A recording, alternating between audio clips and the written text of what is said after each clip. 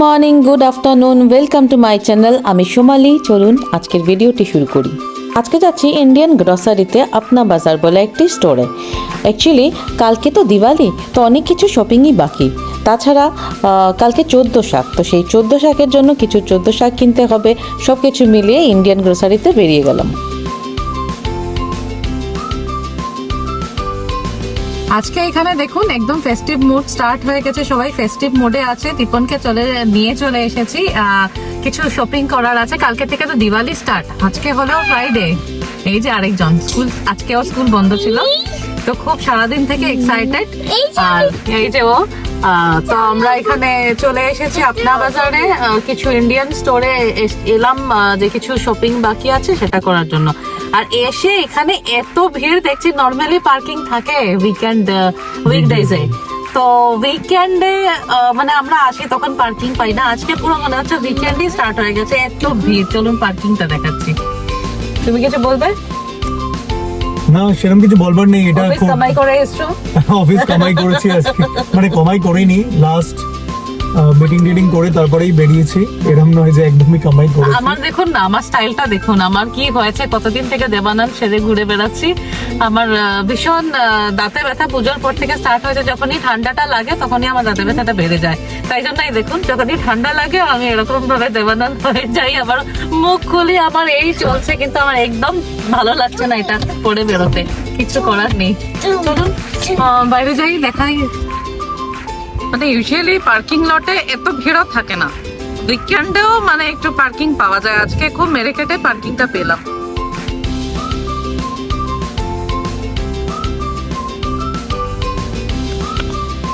আমি যাচ্ছি, এটা একটা ইন্ডিয়ান স্টোর, এটার নাম আপনা বাজার।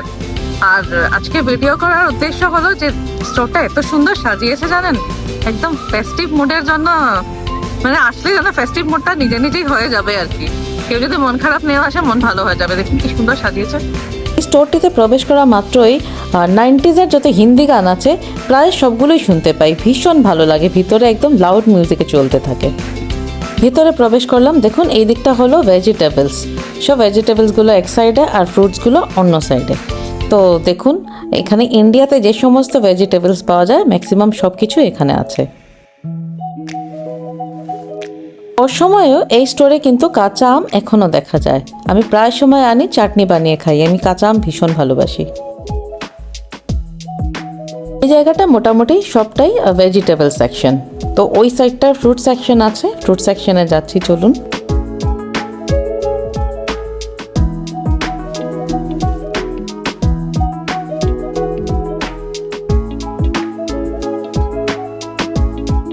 এই জায়গা থেকে ফ্রুট সেকশনটা স্টার্ট হয়ে যায়, কিন্তু যেহেতু দিওয়ালি তাই জন্য অনেকগুলো ফ্রুটসই সরিয়ে দিয়েছে। সরিয়ে ওই জায়গাটাতে ভর্তি দিয়াস রাখা হয়েছে। কি সুন্দর দিয়াগুলো দেখুন, প্রত্যেকটা কিন্তু মাটির দিয়া। আর এত কালারফুল বানিয়েছে না, দেখে ভীষণ ভালো লাগছিল। একদম প্যাকেট ভরে ভরে দেখুন কি সুন্দর কালারফুল। আর সবচেয়ে ভালো লেগেছে দেখুন, একটা দিয়া দেখলাম একদম মানে মা কালীর পা। দেখুন কি সুন্দর কনসেপশন, আমার দেখে এত ভালো লেগেছে।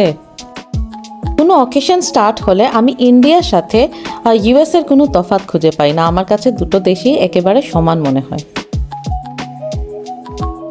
বাজারে বেরোলে কোনো আক্ষেপ খুঁজে পাই না যে এই দেশে তো এটা নেই, তাই জন্য আমি ওই অকেশনটা করতে পারিনি। মোটামুটি সব পাওয়া যায়, দেশি বিদেশি সব ফলই এখানে পাওয়া যায়। আর ফলগুলো অনেকটাই ফ্রেশ থাকে। তবে অনেকটা অফ সিজনের ফলও পাওয়া যায়, যেটা এখন আর দেশে পাওয়া যাচ্ছে না। দেশি গাছের চারা পাওয়া যায়, যেটা আপনি কিনতে পারেন, নো টেনশন।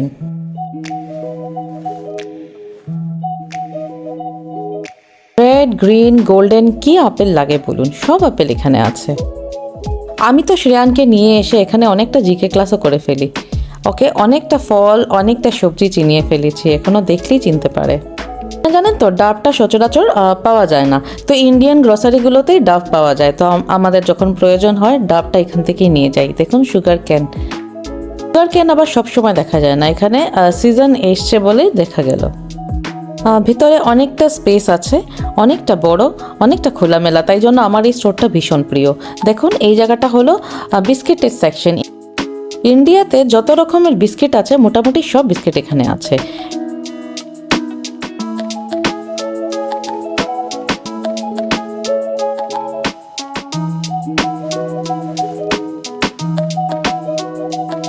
এখানে দেখলাম দিওয়ালির জন্য ইন্ডিয়ার অনেক ফুল এসেছে, সাথে আম পাতাও দেখলাম, খুব ভালো লেগেছে দেখে।